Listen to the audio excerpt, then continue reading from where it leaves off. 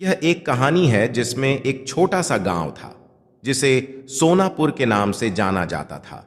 इस गांव में एक पुरानी कहानी थी जिसमें कहा जाता था कि एक प्राचीन महाराजा ने अपनी अमूल्य अंगूठी को इस गांव के किसी गहरे जंगल में घुमा दिया था और वहां एक बड़ी सांझ होती है तो अंगूठी की किरणें अंधकार से देखी जा सकती हैं।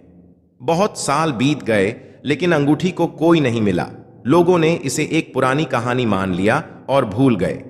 लेकिन एक बार एक नौजवान लड़का विक्रम इस कहानी को सुनकर पूरी ईमानदारी से उस अंगूठी की खोज में निकल पड़ा।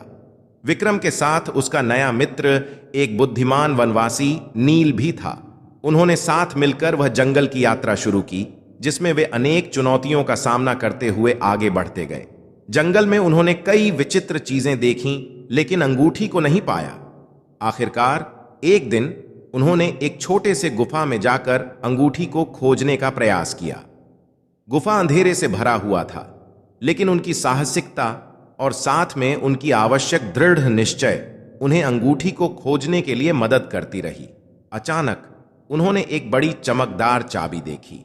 विक्रम ने उसे लिया और चाबी को अंगूठी के लॉक के साथ मेल किया। चाबी ने जादू से अंगूठी के लॉक को खोल दिया और वहां उन्हें महाराजा की अमूल्य अंगूठी मिल गई। विक्रम और नील के चरणों में वहां उसी समय महाराजा का आत्मा प्रकट हुआ। महाराजा ने उन्हें उनकी साहसिकता और ईमानदारी के लिए प्रशंसा की और उन्हें अपने गांव के संपत्ति के संरक्षक बनाया। इस प्रकार विक्रम और नील ने अपने साहस और साथ में विश्वास के माध्यम से गांव को खुशियों और समृद्धि से भर दिया और सोनापुर गांव अब एक बार फिर से खुशहाल और समृद्ध हो गया।